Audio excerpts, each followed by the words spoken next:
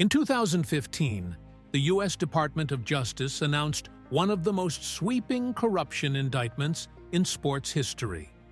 9 senior FIFA officials, 5 corporate executives, tens of millions of dollars flowing through shadow accounts, shell companies, and bribes dressed up as consulting fees.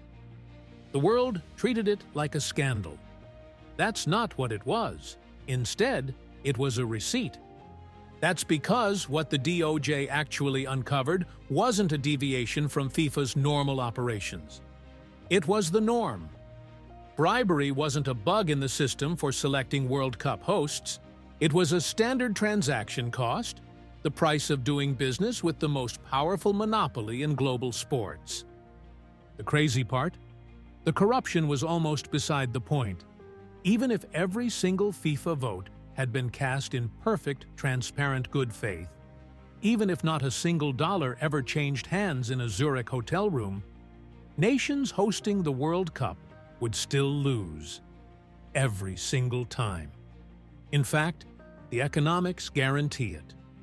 Some governments have spent between $10 billion and, in Qatar's case, an estimated $220 billion building stadiums, airports, and infrastructure for a tournament that lasts 1 month. Even the U.S., which already has nearly all this infrastructure in place, is paying over $1 billion across federal, state, and local governments to co-host the 2026 World Cup. And FIFA?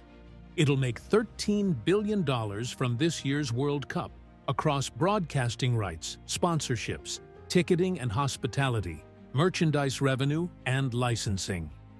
As a tax-exempt nonprofit under Swiss law, FIFA collects billions every World Cup, but pays 0 taxes on any of it.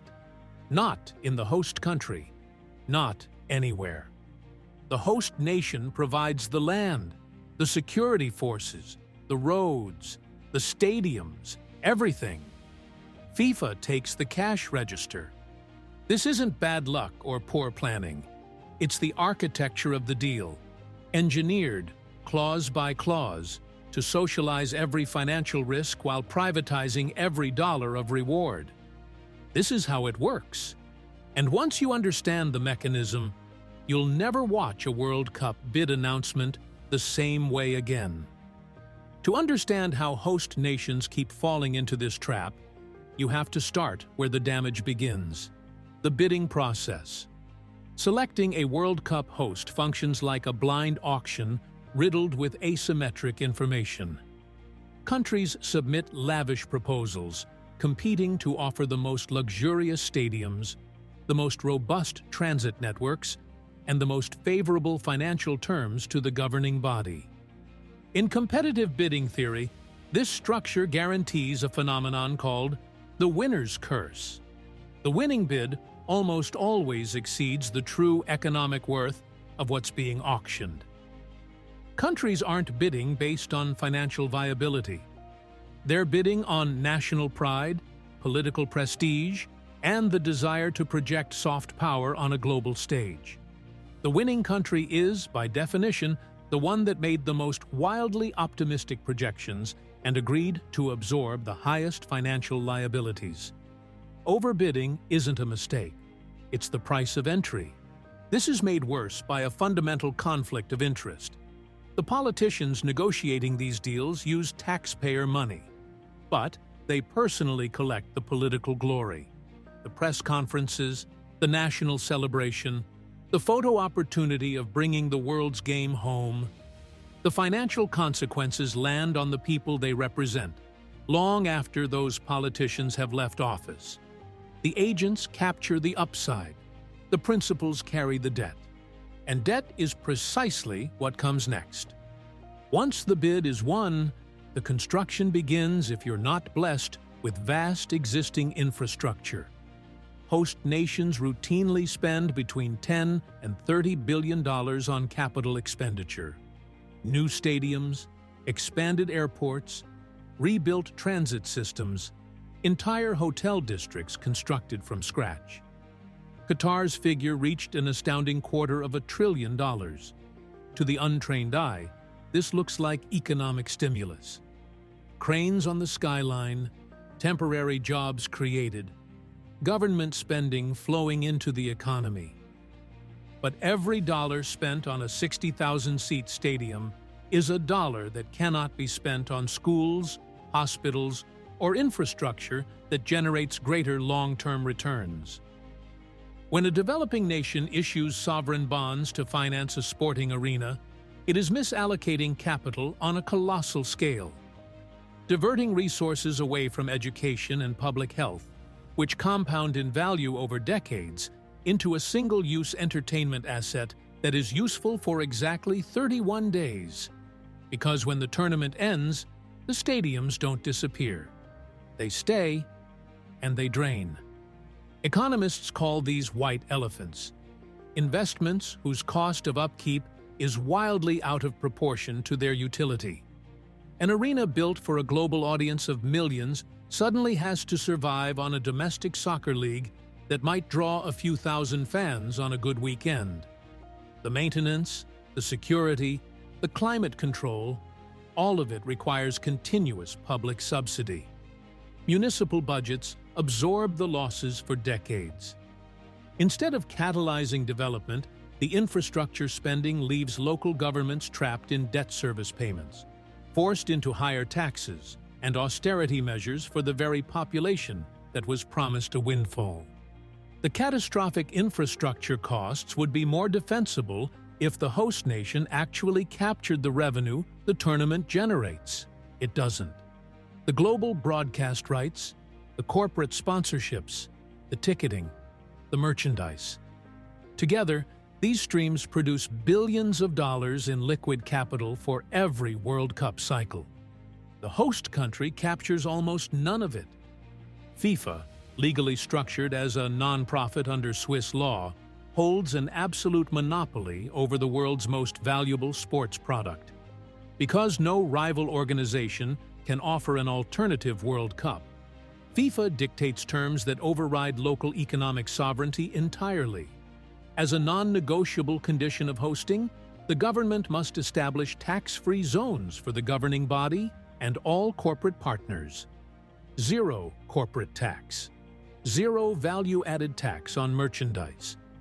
Zero income tax on the billions FIFA generates on the host nation's own soil. Consider what that looks like in practice.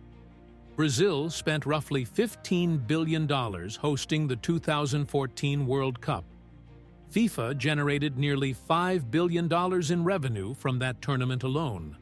Broadcasting rights, sponsorships, ticket sales, etc.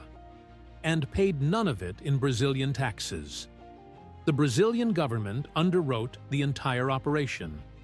And, as usual, FIFA extracted the profit and wired it back to Switzerland. This dynamic plays out the same way every cycle. When fans travel from across the world to attend the matches, they spend heavily. But because of the custom tax laws written into the hosting contract, that money doesn't circulate in the local economy.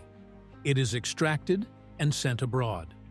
The host nation provides the land, the police force, the transport network, and the infrastructure, and is then legally barred from taxing the primary revenue streams that its own public funds made possible. FIFA internalizes every cent of profit while externalizing every dollar of cost. The final defense offered by proponents of hosting is tourism. Bidding committees invariably project a massive surge in visitors, arguing that every dollar a traveling fan spends will ripple through the local economy, from hotels to restaurants to local shops, multiplying as it goes. These projections are almost always wrong for two reasons. The first is the substitution effect. When a city hosts a mega event, the flood of sports fans actively displaces the normal flow of tourists and business travelers. Conferences are relocated. Families planning vacations choose somewhere quieter. Local residents escape the crowds, taking their domestic spending with them. The new tourism doesn't sit on top of the existing economy. It replaces a significant portion of it, The second is price gouging that cannibalizes local spending. Hotels charge 5 times their normal rates. Restaurants surge their prices.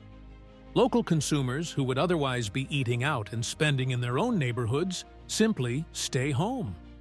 The economic blast radius of the stadiums is narrow. Everything outside it contracts. And even within the hospitality surge, the profits rarely reach the people doing the actual work. The maids, the cooks, the service workers who make a World Cup run, they don't see wages that reflect a 5-fold increase in room rates.